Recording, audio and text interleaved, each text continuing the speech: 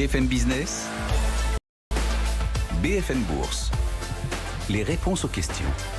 Et de la Corrèze, on traverse la France pour rejoindre Aix-en-Provence où nous attend Philippe Gourdelier, le président de Patriméa. On est toujours sous le soleil du Sud. Bonjour Philippe, on est ravi de vous retrouver en direct pour les réponses aux questions de nos auditeurs et téléspectateurs sur l'ensemble de vos placements. On va démarrer avec cette première question de Charles. Charles a entendu parler du viager. Il souhaite y investir via son assurance vie. Il nous demande si c'est une bonne idée et comment faire.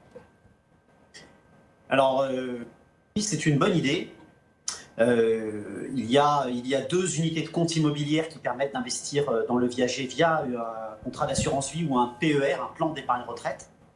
On parle de la première et de la plus connue qui est la SCI Via Génération, qui est gérée par Turgot AM. C'est une SCI qui a été créée en 2017, donc elle a quand même déjà un certain historique. Alors qu'est-ce que c'est ? C'est tout simplement une unité de compte qui achète des biens immobiliers en viager. Pour vous donner un exemple, dans cette SCI Via Génération, il y a un peu plus d'une centaine de biens. Une grande partie, ce sont des appartements, l'autre partie, ce sont des maisons. Et à l'intérieur de ces appartements et ces maisons, il y a des gens, donc des personnes à un certain âge, qui ont en moyenne 83 ans et qui y vivent. Et l'intérêt de ce type d'unité de compte immobilière, c'est que lorsqu'on investit, eh bien, on a des décotes. C'est-à-dire que les biens qui sont achetés, en moyenne, sont achetés sur des décotes de l'ordre de 35, 37, 40% par rapport au prix de marché. Et est-ce que c'est rentable ? Eh bien, la SCI Via Génération a donné une performance l'année passée de 6,81%, après une performance en 2009 qui était à peu près similaire de 6,73%. Il y a un autre fonds qui s'appelle la SCI Silver Avenir, qui a été créé l'année passée. On a perdu Philippe. Philippe, êtes-vous là ? Ah, ça y est, on a retrouvé la liaison. Allez-y. Cette autre SCI Silver Avenir gérée par Arkea Silver Avenir créée par Arkea, du groupe Crédit Mutuel.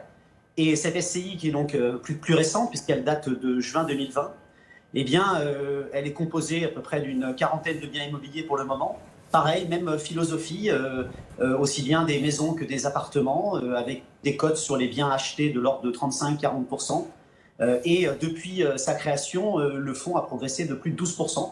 Donc, aussi bien l'un que l'autre sont quand même assez rentables. À noter que pour y souscrire, il faut bien évidemment dans votre contrat d'assurance vie, et ce n'est pas le cas pour tous les contrats d'assurance vie, et il y a 2% de frais d'entrée aussi bien sur Via Génération que sur Silver Avenir. Ça c'est important évidemment, détail toujours très important, mais voilà, on comprend qu'on peut désormais faire du viager papier, c'est comme ça qu'on l'appelle, en mutualisant les risques grâce à ces quelques exemples que vous nous apportez aujourd'hui.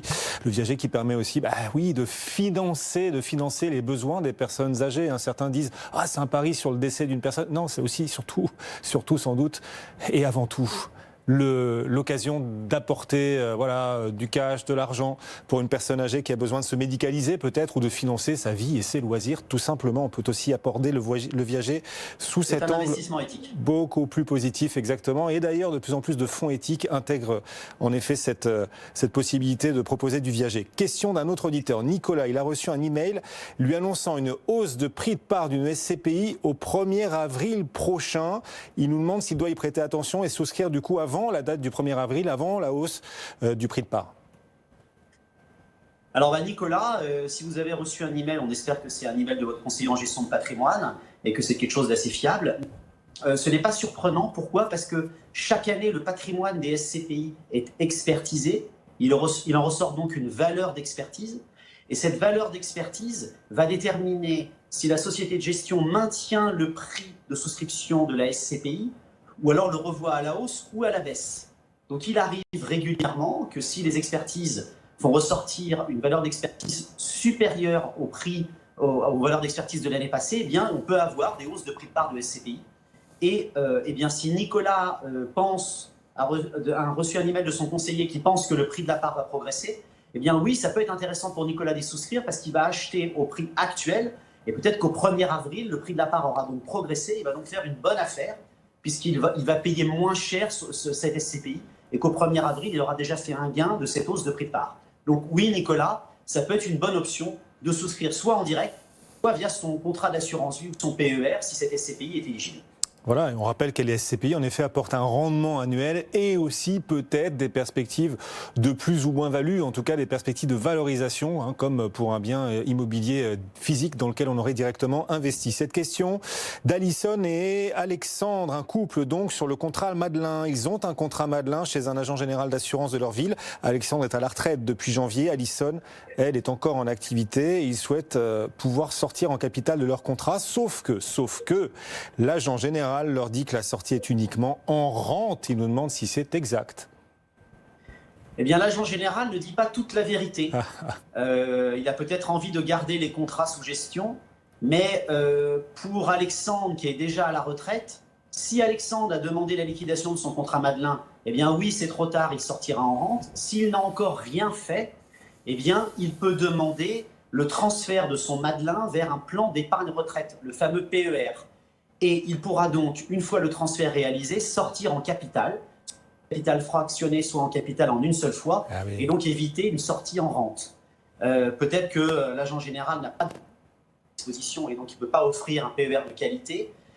Eh bien, malheureusement, c'est quand même une option à considérer. Concernant Alison, qui est encore en activité, elle peut elle aussi demander le transfert de son contrat Madelin vers un PER, parce qu'elle aura aussi la possibilité de sortir en capital au moment de la rente, au moment de la retraite. Mais surtout, quand on est sur un PER, on n'a pas l'obligation de faire des versements programmés chaque année, comme c'est le cas avec le Madelin. On peut le faire des versements quand on le souhaite, et une année, si on ne souhaite pas en faire, on n'en fait pas. On a la main sur son argent puisqu'on peut gérer son contrat en ligne. Ce sont des contrats qui sont récents. Donc, globalement, il y a, à mon sens, beaucoup d'avantages de transférer son contrat Madelin sur un PER, mais surtout pour la principale raison qui est la sortie en capital.